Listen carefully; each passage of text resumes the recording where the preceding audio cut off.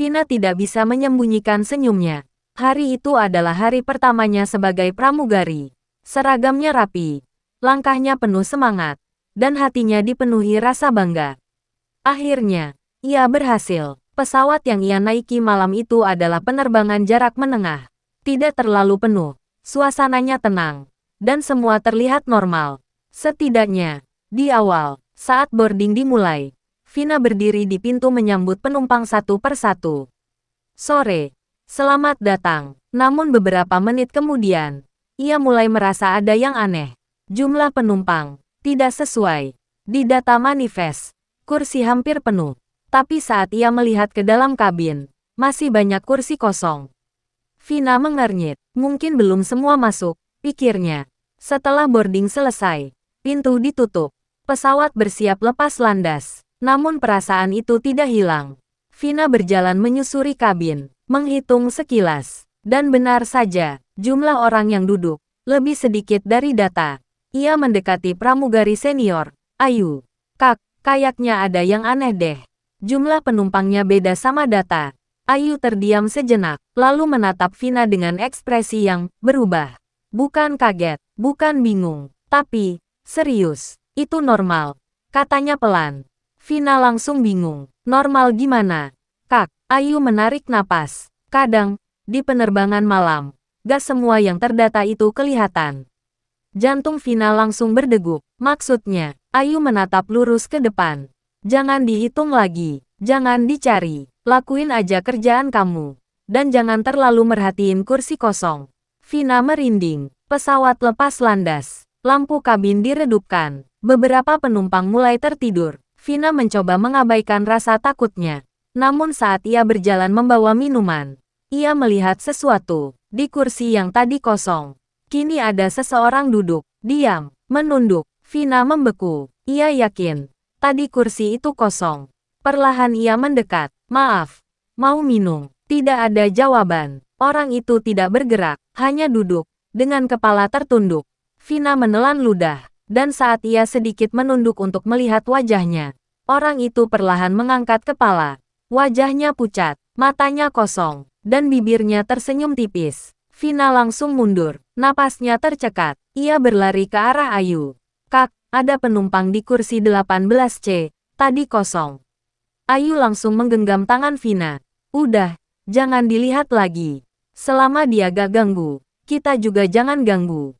Vina gemetar. Dia siapa? Ayu berbisik pelan. Kadang, ada yang masih ikut terbang. Sisa penerbangan terasa sangat lama. Vina tidak berani melihat ke arah kursi itu lagi. Namun ia bisa merasakan tatapan mengikutinya. Saat pesawat mendarat, semua penumpang turun satu persatu. Vina berdiri di pintu, berusaha tersenyum, namun matanya tanpa sadar mencari kursi 18C. Kosong, tidak ada siapa-siapa. Setelah semua turun, Vina memberanikan diri melihat manifest lagi, dan tubuhnya langsung dingin. Di kursi 18C, tertera satu nama, namun di sampingnya, ada catatan kecil, penumpang meninggal sebelum penerbangan sebelumnya. Vina menatap Ayu. Ayu hanya tersenyum tipis. Selamat datang di dunia penerbangan. Vina pikir semuanya selesai setelah mendarat. Ternyata, belum. Malam itu di kamar istirahat kru, ia mencoba tidur. Lampu sudah dimatikan. Suasana sunyi. Namun tiba-tiba, terdengar suara pelan. Pramugari. Vina langsung membuka mata. Tidak ada siapa-siapa. Ia mencoba menenangkan diri. Menutup mata lagi. Pramugari. Kali ini lebih jelas. Dari dekat, Vina langsung bangun. Matanya menyapu kamar yang gelap. Kosong. Namun saat ia menoleh ke arah cermin, ada sosok berdiri di belakangnya. Diam, menunduk, persis seperti yang di kursi 18C. Vina langsung menoleh cepat. Kosong. Tidak ada apa-apa. Napasnya mulai tidak teratur. Ia mundur perlahan ke tempat tidur. Dan saat ia menarik selimut, tiba-tiba ada yang menyentuh kakinya. Dingin. Sangat dingin. Vina menjerit. Lampu menyala sendiri. Dan semuanya hilang. Sejak malam itu, Vina tidak pernah lagi merasa sendirian.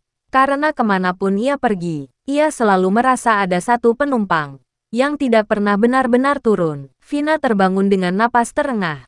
Tubuhnya basah oleh keringat. Ia langsung menyalakan lampu. Kosong. Tidak ada siapa-siapa, cuma mimpi, bisiknya. Meski hatinya tidak yakin. Pagi harinya, wajah Vina pucat. Ia langsung mencari Ayu. Kak, aku semalam diganggu lagi. Suaranya gemetar. Ayu terdiam sejenak, lalu mengangguk pelan.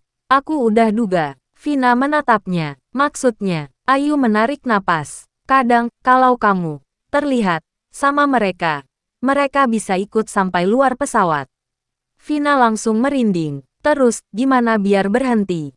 Ayu menatap serius. Kita ke seseorang. Dia biasa bantu kru yang ngalamin kayak gini.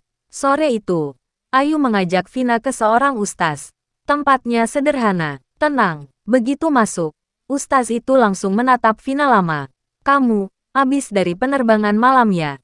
Katanya pelan. Vina mengangguk, dan ada yang ikut. Tubuh Vina langsung dingin. Ustaz itu membacakan doa. Vina diminta duduk tenang. Awalnya biasa saja, namun perlahan, Vina merasa tubuhnya berat. Seperti ada sesuatu yang enggan pergi.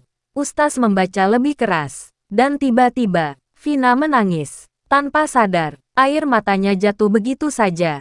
Beberapa detik kemudian, semua terasa ringan. Ustaz itu menghela napas. Sudah pergi. Vina langsung merasa lega. Untuk pertama kalinya, ia benar-benar merasa sendirian lagi.